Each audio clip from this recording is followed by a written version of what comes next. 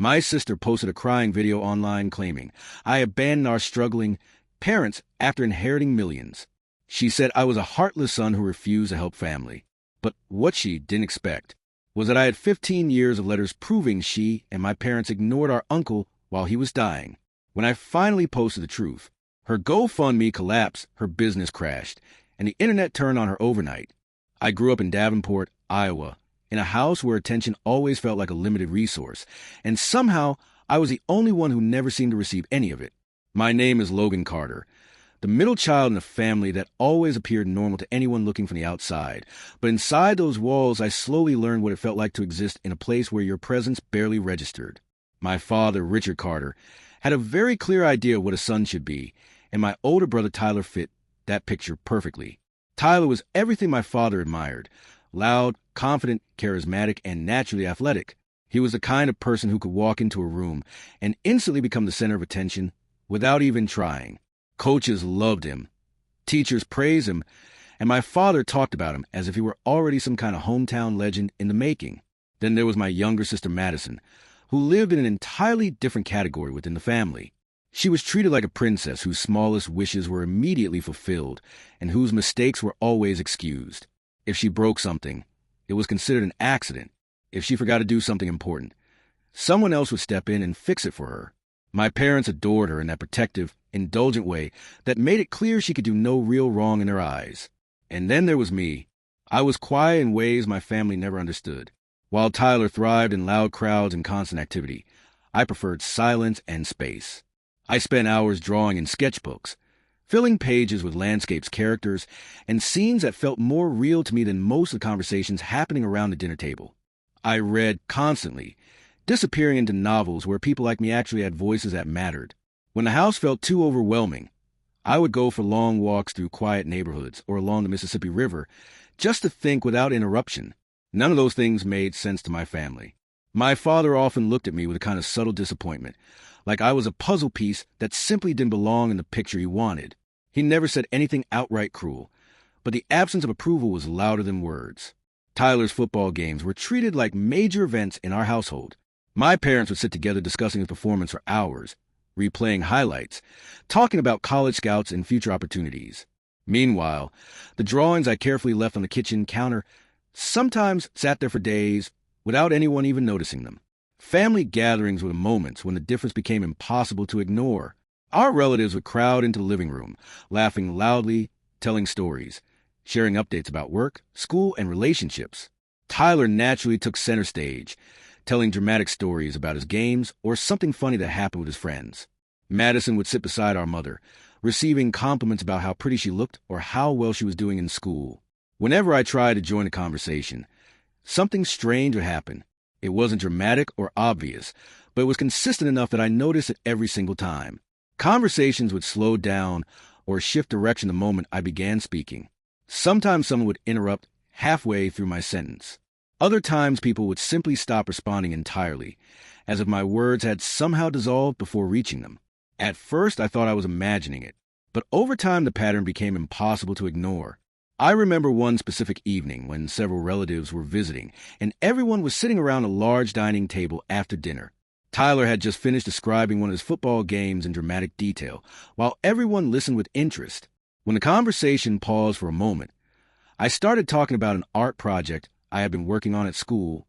I had spent weeks on it, carefully designing and painting a large mural concept for a local competition.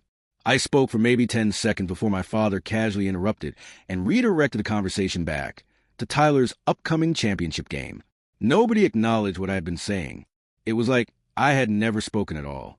Moments like that happened again and again over the years, slowly building a quiet understanding inside my mind that I simply wasn't part of the same emotional equation as everyone else in the house.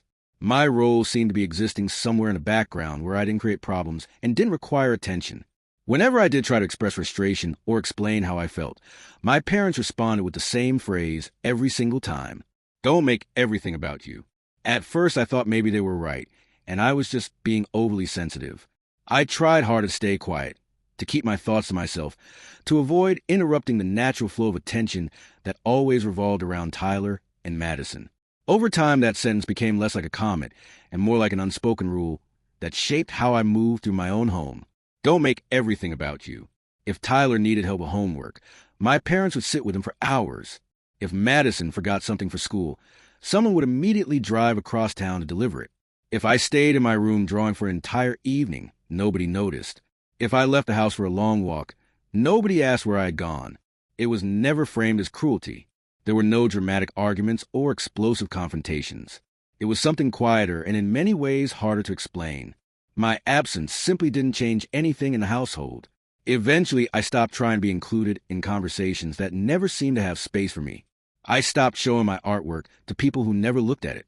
I stopped expecting anyone to ask how my day had been. The strangest part growing up like that was realizing how easy it was for people to overlook someone who was standing right in front of them every single day. Inside my own family, I slowly became something close to invisible. As the years passed, that quiet feeling of being invisible didn't disappear. If anything, it became more defined, more structured, like an unspoken role that I'd been assigned in the Carter family, without anyone ever announcing it out loud. The strange thing about being erased slowly over time is that there's rarely a single dramatic moment when you realize it is happening. Instead, it reveals itself through patterns, through repeated situations where the difference between you and everyone else becomes impossible to ignore.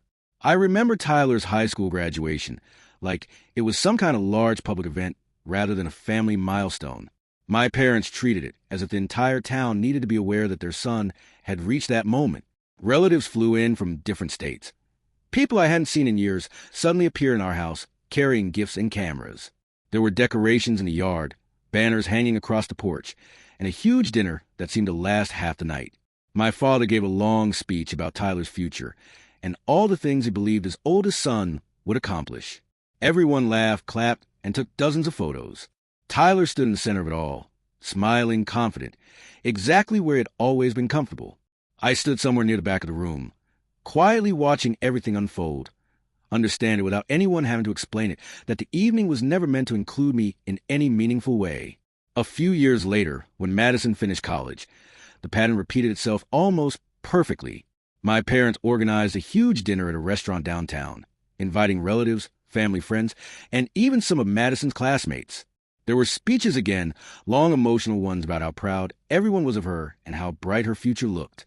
My mother spent weeks planning the event, choosing decorations, organizing a professional photographer, and making sure everything looked perfect. The whole evening felt like something carefully staged to celebrate her success. By the time my own graduation arrived, I already knew not to expect much. I had spent years studying digital design, quietly working through projects, late nights, and internships that helped me build a portfolio I was genuinely proud of. It wasn't something my family ever seemed particularly interested in, but it mattered to me. Finishing that degree represented years of effort, discipline, and persistence. On the day I graduated, I didn't receive a phone call. There was no surprise visit, no plans for dinner, no discussion about celebrating anything. Instead, sometime in the afternoon, my phone buzzed with a short message from my mother. "Congrats. Proud of you." That was it. No follow-up, no conversation. Nothing else after that single line of text. I stared at the message for a while, rereading it several times as if maybe there was something hidden between the words that I had missed. But there wasn't. It was exactly what it looked like, a brief acknowledgement sent quickly, probably between other tasks that mattered more. There was no dinner waiting for me, no family gathering, no photos or speeches or long conversations about the future. After that moment, something inside me shifted in a way that felt quiet but permanent. For most of my life, I had still carried a small, stubborn hope that maybe things would change someday, that maybe one day my parents would notice me in the same way they noticed Tyler and Madison. But that message made something clear in a way nothing else had before. I had never actually been part of the same emotional space as the rest of them. Long before graduation, though, I had already begun separating myself from that environment. When I was 19, I packed my belongings in the back of my old car and prepared to leave Davenport for Milwaukee, Wisconsin, where I had been accepted into a state university. I didn't make a big announcement about it. I didn't organize any kind of farewell. I simply packed my clothes, my sketchbooks, my laptop, and a few personal items that actually meant something to me. The morning I left was strangely ordinary. My parents stood near the front of the house while I loaded the last box into the trunk. Tyler wasn't home that day, and Madison barely came outside. There were no long hugs or emotional goodbyes like the ones I'd seen in movies or heard friends describe when they left for college. My father handed me a gas card with $75 on it and told me to drive safely. My mother wished me luck in a voice that sounded polite but distant, like she was speaking to someone she didn't know very well. Then they both turned around and went back inside the house. I stood in the driveway for a moment after the front door closed, looking at the quiet street and a familiar house that had never really felt like a place where I belonged. There was no dramatic sadness in that moment, no overwhelming emotion, just a strange sense of clarity. I got into my car, started the engine, and began the long drive toward Milwaukee. As the miles passed and Davenport slowly disappeared in the rearview mirror, a realization settled into my mind with a kind of calm certainty that surprised me. No one had asked when I would visit. No one had said they would miss me. And deep down, I understood something that had probably been true for a very long time. My family wouldn't notice that I was gone. During my second year of college, something unexpected happened. Something so unusual compared to the rest of my life that at first I thought there had to be some kind of mistake. One afternoon, I returned to my small apartment after classes and found an envelope sitting in my mailbox that looked completely different from the usual bills, advertisements, and university notices. It was a thick cream-colored envelope with my name written carefully in dark ink, not printed, not typed, but handwritten in slow, deliberate letters that looked almost old-fashioned. For a moment, I simply stood there holding it, studying the handwriting as if it belonged to another era. The return address said Charleston, South Carolina. That alone confused me, because I didn't know anyone in Charleston. When I opened the envelope, I found a letter written on heavy paper that smelled faintly like old books. The handwriting inside matched the address on the envelope, neat and precise, the kind of writing that suggested someone who still valued patience and careful thought. The letter was from Arthur Bennett, my father's older brother, a man who had existed on the distant edges of family conversations, but had never really been part of my life. Growing up, I had heard his name mentioned only occasionally, usually in a tone that suggested he was considered odd or difficult. My parents rarely spoke about him, and when they did, it was always brief, almost dismissive, like he belonged to a different chapter of the family that no one wanted to reopen. All I really knew was that he lived alone somewhere on the East Coast, and that most of the family barely stayed in contact with him. Yet somehow he knew who I was. In the letter he wrote that he had been hearing about me over the years, mostly through distant updates and occasional mentions from relatives. He said he understood that I was studying digital design, and that he had always been interested in people who chose creative paths, rather than conventional ones. The letter was calm and thoughtful, written in a tone that felt strangely personal, considering we had never actually spoken. Near the end, he wrote that if I ever had the time, I would be welcome to visit him in Charleston. There was no pressure in the invitation, no emotional language, just a simple statement that his home was always open to me if I felt like making the trip. For several days, I kept the letter on my desk, reading occasionally and wondering why he had decided to reach out. Eventually, curiosity won. A few weeks later, I arranged a short trip and drove south during a break from classes. Charleston felt completely different from anywhere I had lived before. The air near the coast carried a quiet warmth, and the streets were lined with old houses that looked like they belonged to another century. Arthur's house stood slightly away from the busier areas of the city, a large historic building surrounded by tall trees, and a wide porch that wrapped around the front. When he opened the door, the first thing I noticed was how calm he seemed. Arthur was already older, his hair mostly gray, but there was something sharp and attentive in his eyes. He studied me for a moment before smiling in a way that felt genuine rather than polite. He welcomed me inside like I had always been expected. The house itself was unlike anything I had ever seen before. Every room felt full of quiet history. There were shelves of rare books covering entire walls, paintings and sketches hanging in careful arrangements, and several old musical instruments resting on stands near large windows that let in soft coastal light. The place didn't feel like a museum, though. It felt lived in, like a space shaped by years of curiosity and personal interests. What surprised me most was how naturally our conversations began. Arthur didn't treat me like a distant relative or someone he barely knew. Instead, he spoke to me as if my thoughts actually mattered. We talked about art, about music, about philosophy, and the strange ways people move through the world. He asked about my drawings and my design work, not in the casual way people sometimes pretend to be interested, but with genuine curiosity. For the first time in my life, someone listened without interrupting. When I paused to think about something before answering, he didn't rush to silence.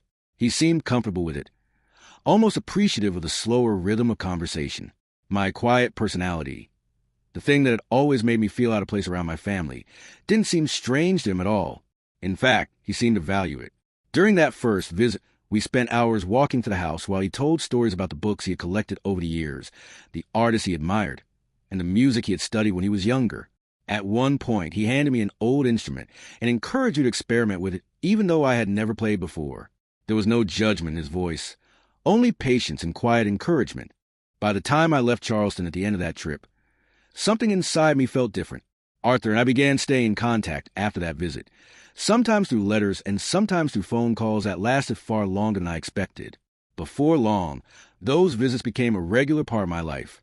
Whenever I had the opportunity, I would make the trip south and spend a few days at his house. Eventually, it became almost a monthly routine. Those visits stretched across years, quietly becoming one of the most stable parts of my life. While my parents rarely called and my siblings seemed to continue living their lives without thinking much about me at all, Arthur remained consistently present in a way no one else ever had. He never treated my interests as unimportant. He never dismissed my thoughts. He never made me feel like I was taking up space that belonged to someone else. In a family where I had spent most of my life feeling like an invisible extra character in someone else's story, Arthur Bennett was the only person who ever made it clear that my presence actually mattered. When I was 30, I got the phone call I had been dreading for years, even though part of me had always known it would come someday. Arthur had passed away peacefully. The words were delivered gently, but they still seemed to hollow out the room around me the moment I heard them. For a long time after the call ended, I just sat there in silence, staring at nothing, trying to process the fact that the only person in my family who had ever truly seen me was suddenly gone. Grief felt different with Arthur than anything I had experienced before, because losing him was not just the loss of a relative. It felt like losing the one place in my life where I had never needed to explain myself in order to be accepted. In the days that followed, I found myself thinking less about death itself and more about all the quiet routines that had formed around his presence. I thought about the long drives to Charleston, the sound of the old floors in his house, the way the afternoon light came through the tall windows and landed across shelves of books that seemed endless. I thought about the conversations that moved naturally from philosophy to music to memory without ever feeling forced, and the way Arthur could sit in silence with me without making that silence feel uncomfortable. He had created a space where I never felt like an afterthought, and once that space was gone, the absence it was impossible to ignore. A few days later, I was contacted by a lawyer named Thomas Reynolds. His voice was professional and measured, and he told me that Arthur's was going to be read formally and that my presence was requested. I remember standing still while listening, one hand pressed against the kitchen counter, feeling emotionally drained enough that I barely thought beyond the basic logistics of attending. I assumed the estate would be divided in some predictable legal way among the remaining family members, most likely going to my father, and then perhaps spread between other relatives after that. Arthur was my father's older brother, and as far as family hierarchy was concerned, I expected to be little more than a minor name somewhere in the paperwork. Even after years of being close to Arthur, it never occurred to me that I would be central to anything he left behind. When I arrived for the reading, the atmosphere in the room felt cold in that polished, formal way legal offices often do. There was a stillness to everything, from the heavy furniture to the neatly arranged papers on the long table, and underneath that stillness I could sense something else moving quietly through the room. Expectation. My father was there. Other relatives were there too, people who had rarely made time for Arthur while he was alive but had somehow found time now. No one said much to me beyond short acknowledgments. I was used to that by then. I took my seat and kept mostly to myself, trying to focus on the fact that I was there because Arthur had asked for me to be there, not because I expected anything. Thomas Reynolds began reading the documents in a calm, precise voice, moving through formal language and legal phrasing that made everything sound distant at first. I listened without reacting much, waiting for practical details I assumed would confirm exactly what everyone in the room already believed. I expected to hear my father's name attached to the house, maybe some distribution of assets across branches of the family, perhaps a charitable donation or two. I did not expect the direction the reading took. When the central terms of the estate were finally made clear, the room changed all at once. Arthur had left everything to me. For a moment, I genuinely thought I had misunderstood what was being said. My mind almost rejected the information before it could fully settle in. I remember looking up at Thomas Reynolds, then down at the documents in front of him, then around the room, as if someone else might correct a statement or explain that there had been some legal phrasing I had interpreted the wrong way. But no correction came. The silence that followed was complete. Arthur had left me the historic estate house in Charleston, the same house that had become more of a home to me than the place where I had actually grown up. He had left me multiple rental apartment buildings, commercial properties, his rare book collections, and investment portfolios that together brought the total estimated value of the inheritance to over $11 million. I heard each category named clearly, each one sounding more unreal than the last, and with each sentence the atmosphere in the room grew heavier. I was not reacting the way the others probably expected. I wasn't triumphant.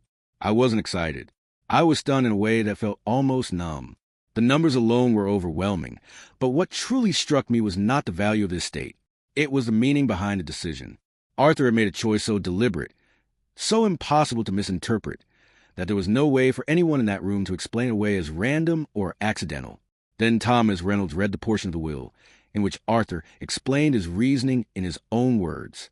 Logan was the only member of my family who showed up.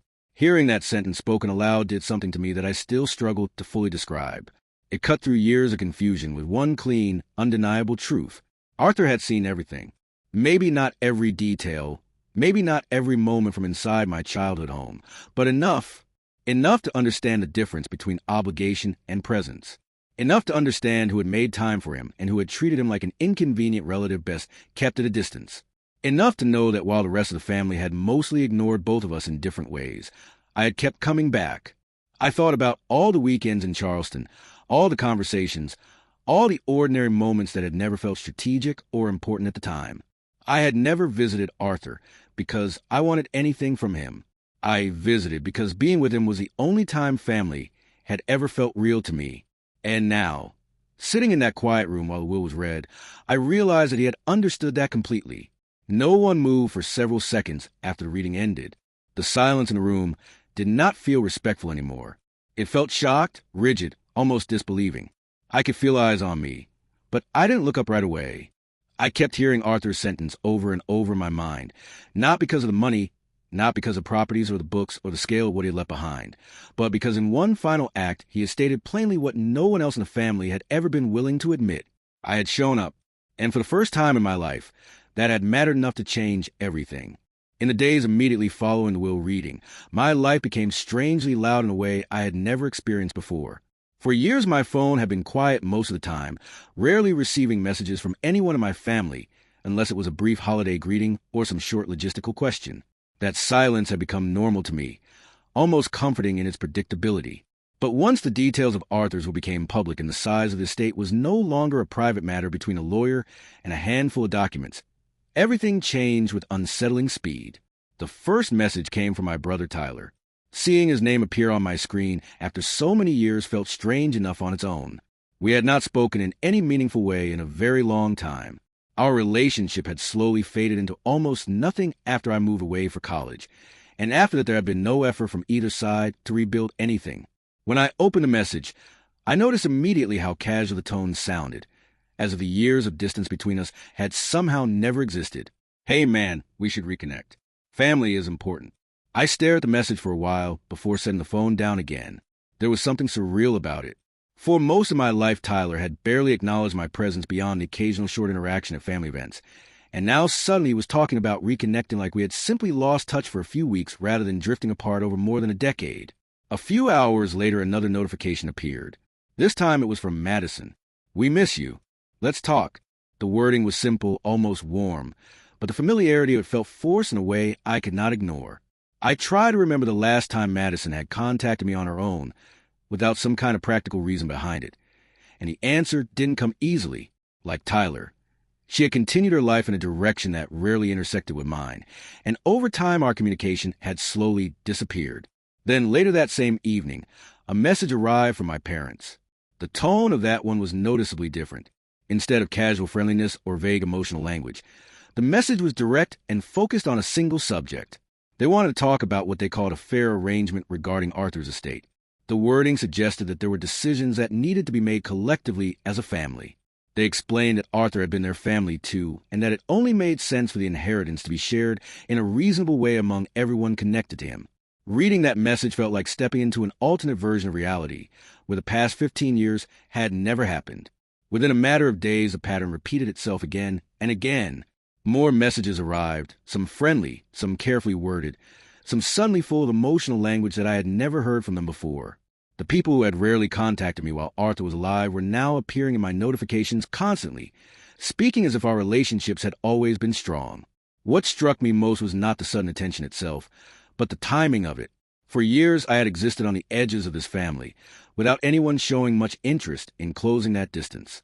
Yet now, almost immediately after the size of the inheritance became known, the silence that had defined those relationships vanished. Eventually, the messages turned into something more direct. One afternoon, my father showed up at the Charleston estate without warning. I saw his car pull into the long driveway from one of the tall windows facing the front yard. For a moment, I simply stood there watching, feeling an odd mixture of recognition and distance at the same time. I had not seen him in person for years, and the sight of him standing outside the house Arthur had left me felt like two completely separate parts of my life colliding in one place. When I opened the door, he greeted me with a tone that tried to sound warm, but carried a clear sense of urgency underneath. We sat down in the living room where Arthur and I had spent countless quiet afternoons talking about books and music. The contrast between those memories and the conversation that followed felt sharp and uncomfortable. My father began explaining the situation almost immediately. Madison's online store, he said, had been struggling financially for quite some time. Tyler had recently lost his job and was having difficulty finding stable work again. On top of that, he explained that he and my mother had been dealing with what he described as serious financial stress. The way he spoke about these problems made it sound as though they had been weighing on the entire family for a long time. He described them carefully, presenting each one like a piece of evidence in an argument he had already constructed before arriving. Then he explained what he believed the logical solution should be. According to him, Arthur's inheritance should not remain entirely with me. Since Arthur had been part of the same family, he believed it was only fair that the estate be shared in a way that helped everyone. He talked about responsibility, about family loyalty, about the importance of supporting each other during difficult times. While he spoke, I listened quietly. The strange thing was that I did not feel angry the way someone might expect. Instead, I felt a kind of distant clarity, as if I were observing a conversation from slightly outside of it. Every sentence he said seemed to confirm something I had already understood the moment those messages started arriving. When he finished explaining everything, the room became quiet. For a few seconds, neither of us said anything. I could hear the faint sound of wind moving through the trees outside and the soft creak of the old house settling around us. Then I finally responded. I told him that for 15 years I had lived my life mostly without hearing from any of them. There had been no regular phone calls, no visits, no attempts to rebuild the relationship after I moved away. I had built my life quietly while they built theirs, and during that entire time my existence had rarely seemed important enough to acknowledge. I looked directly at him and spoke in the calmest voice I could manage.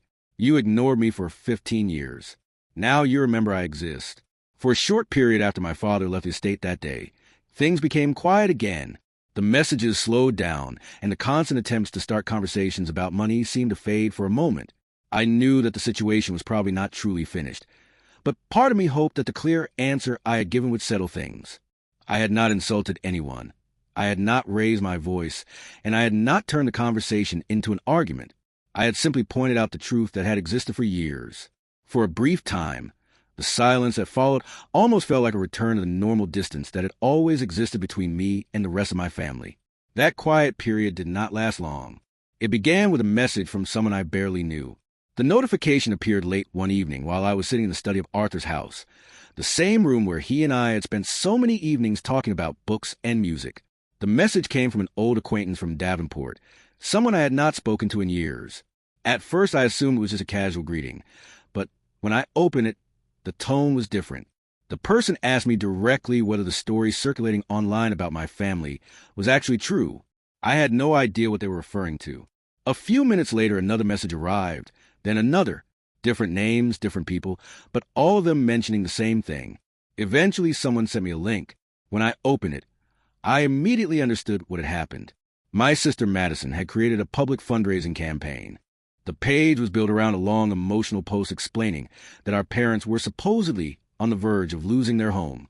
According to the story written on that page, they were facing serious financial hardship, while their wealthy son refused to help them. The language was carefully written to create a clear villain and a clear group of victims. In the version of events Madison had posted, I was described as someone who had inherited a massive fortune and then turned his back on the family that had raised him. The post described me as a selfish millionaire who had abandoned his own parents. Reading it felt surreal in a way that was difficult to process at first. I recognized fragments of truth buried inside the story, small pieces of real information that had been arranged in a way that completely distorted the larger picture. Arthur had passed away. I had inherited his estate. Those facts were accurate. Everything surrounding them had been reshaped into something that barely resembled reality. What made the situation even stranger was how quickly the story spread. Social media has a way of amplifying emotional narratives, especially ones that present a clear moral conflict. Within a short time, the fundraising page had been shared across multiple platforms, and the comments underneath it filled with people expressing outrage about a son who refused to help his struggling parents. Many of the people commenting had never met me and knew nothing about my life, but the story they were seeing felt convincing enough for them to form strong opinions almost immediately. Madison didn't stop with the fundraising page. Soon after, she began posting videos. In those videos, she appeared sitting in front of the camera with tears in her eyes, speaking slowly and emotionally about how much the situation had hurt the family.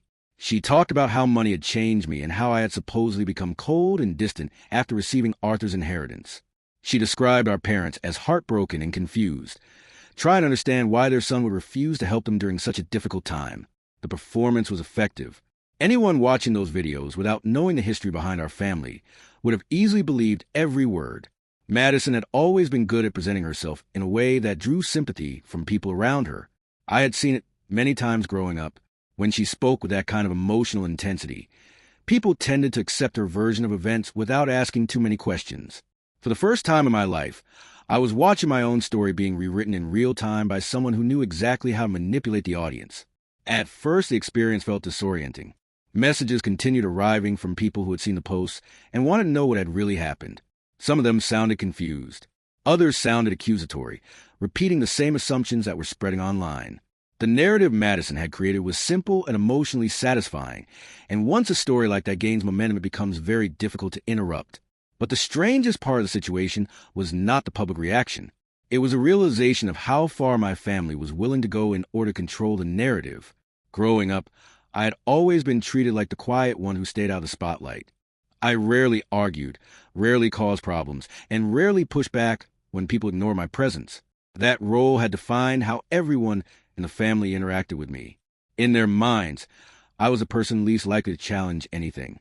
Watching Madison's campaign unfold made something painfully clear. They still believed that version of me existed. They believed I would remain quiet while they built a story around my silence.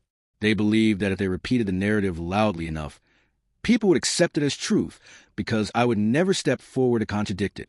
Sitting alone in Arthur's study late one night, looking at the glowing screen of my laptop filled with comments from strangers who had already decided what kind of person I must be, I realized something that had never been so obvious before. For years, my family had ignored me because my silence made their lives easier. Now they were counting on that same silence to protect the story they had created. When the situation first began spreading online, my instinct was not to respond at all.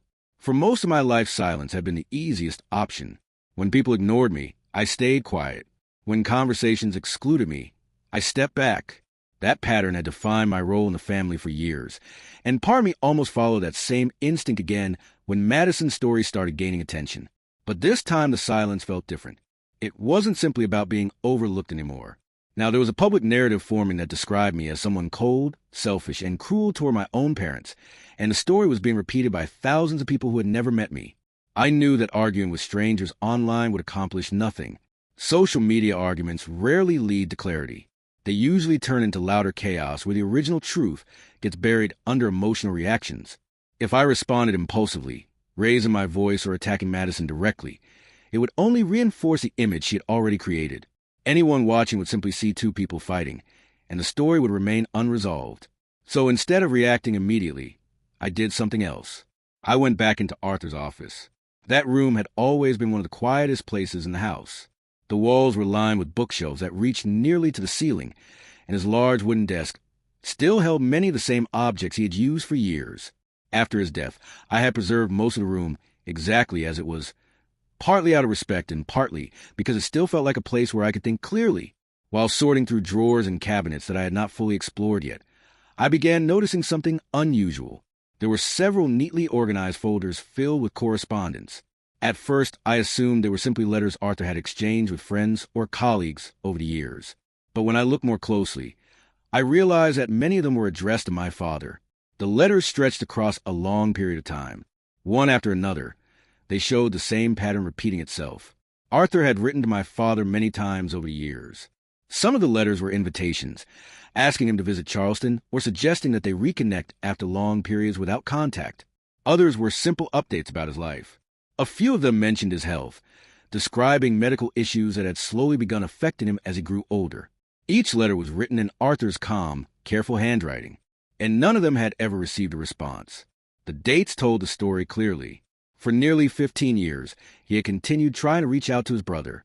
Some letters were separated by months, others by years, but the intention behind them remained the same. Arthur had been reaching out to the family again and again, attempting to rebuild a connection that never came back to him. As I continued going through the folders, the picture became even clearer. Arthur had kept records of many things. There were medical documents from doctors describing the gradual decline in his health during the later years of his life. There were photographs from my visits, dozens of them, showing ordinary moments across the years we spent together. Some were taken in the house, others outside near the coast. Quiet snapshots of conversations, meals, and afternoons that had never felt important enough to document at the time. Then I found something else that surprised me even more. There were financial records. Those documents showed that many years earlier Arthur had quietly helped my father during a period when he had fallen into serious debt. The records detailed several payments Arthur had made on his behalf, amounts large enough that they clearly had not been small gestures. Yet despite that support, the letters Arthur had sent afterward asking to reconnect had still been ignored. I spent hours sitting at that desk, going through everything slowly. By the time I finished organizing the documents, a clear timeline had formed. Arthur had spent years reaching out to the family. He had tried to maintain contact. He had even helped financially when my father needed it. Yet despite all those attempts, none of them had chosen to maintain a relationship with him. Except me. I began gathering everything carefully. The letters were scanned and preserved. The photographs were organized chronologically. The medical records and financial documents were placed alongside them to show the full picture of Arthur's life during those years. I wasn't collecting material to embarrass anyone. I was simply preparing something that had been missing from the stories circulating online. The complete truth. Once everything was organized, I recorded a video. The recording itself was simple. I sat in Arthur's study with the shelves of books visible behind me. The same quiet room where so many of our conversations had taken place. I didn't raise my voice, and I didn't insult anyone. Instead, I explained the timeline calmly, describing how my relationship with Arthur had developed over the years and how often I had visited him during that time. Then I showed the documents. One by one, I explained the letters Arthur had written to my father and how those attempts to reconnect had gone unanswered. I showed the photographs from the years of visits we had shared. I mentioned medical updates Arthur had tried to send when his health began declining and the financial support he had once provided when his brother needed help. There was no anger in my voice while I spoke. Just facts. After the video was released, something unexpected happened. People who had known Arthur personally began speaking publicly. Neighbors who had lived near him in Charleston described seeing me visit regularly over the years. His doctor confirmed that I had been the only family member present during many of his later medical appointments. The housekeeper who had worked in the estate for years explained that she had never seen any other relatives come to the house. Their statements were calm, straightforward, and consistent. For the first time since Madison's story had started spreading online, the narrative surrounding my family began to shift. The conversation was no longer built around emotional accusations or dramatic videos. Now there were documents, timelines, and witnesses that told a very different story about what had actually happened during those 15 years. And the most important part of that story had already been written long before any of us started arguing online. Arthur had written himself in his will. I was the only one who showed up. After the video was released, the shift in public perception happened faster than I expected. For weeks, the narrative surrounding me had been built almost entirely on Madison's version of events, an emotional story that was easy for strangers to understand and react to. But once the documents, timelines, and witness statements became visible, that version of reality began to collapse under the weight of actual evidence. People who had initially believed the story started noticing the details that had never been mentioned in the fundraising campaign. The letters Arthur had written, the unanswered invitations, the records showing it had tried for years to reconnect with the family, while receiving nothing in return. The photographs and testimony from neighbors and people who had known him personally filled in the missing parts of the timeline that had been conveniently ignored before. The GoFundMe campaign that Madison had launched quickly became the center of attention. Once people realized that the situation had been misrepresented, the tone of the comments changed dramatically. Instead of sympathy and outrage directed toward me, the page filled with people questioning the honesty of the entire story. Reports began flooding the platform, and within a short period of time the campaign was investigated. Eventually, it was removed completely. Those who had donated began demanding refunds, frustrated by the realization that the emotional story they had supported was not supported by facts. The sudden collapse of that narrative seemed to ripple outward through everything else connected to it. Tyler, who had briefly tried to present himself online as someone hoping to rebuild family connections, disappeared from social media almost entirely. His accounts went quiet, and whatever public presence he had maintained before slowly faded out of sight.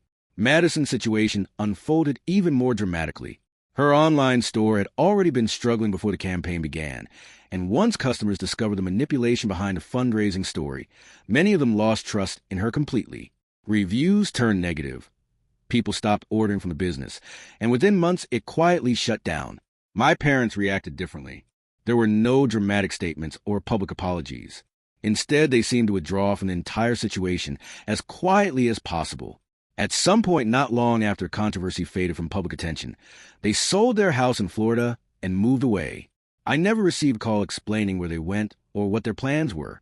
The information reached me indirectly through someone who had heard about the sale. After that, the last visible connection between our lives disappeared.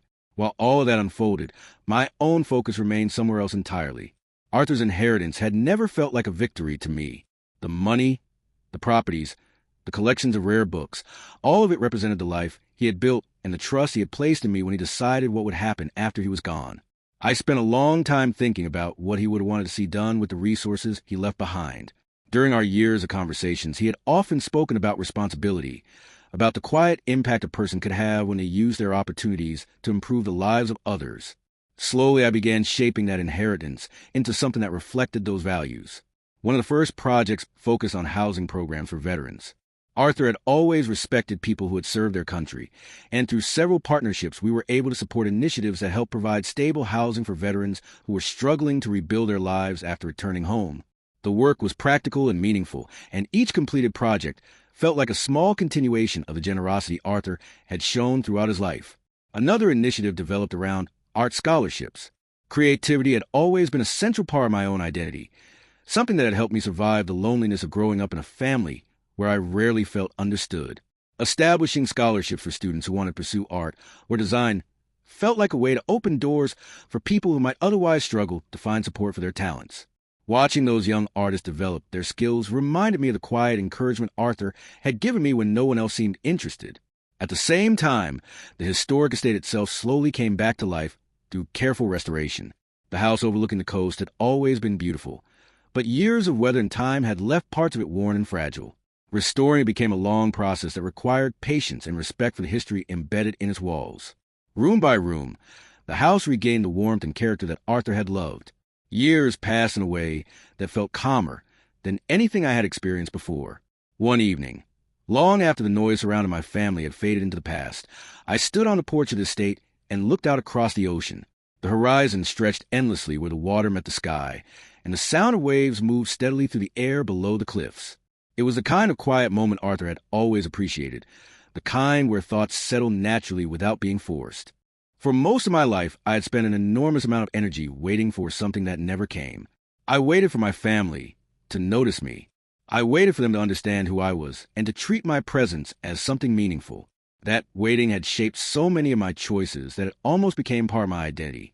Standing there that evening, I realized how completely that expectation had disappeared. Arthur had given me something far more valuable than the money or the properties listed in his will. Long before any of those assets changed my life, he had given me proof of something that had taken years for me to fully understand. The people who truly care about you are not the ones who share your last name or your history by default. They're the ones who show up. Arthur had shown up for me in ways that no one else ever had, and in the end, he had made sure that truth was impossible for anyone to erase. As the ocean wind moved across the porch and the evening light slowly faded over the water, the past finally felt like something distant rather than something unfinished. For the first time in my life, I understood that acceptance from the wrong people had never been the thing I actually needed. And sometimes the most powerful response to everything that happened before is simply building a life that no longer depends on them at all.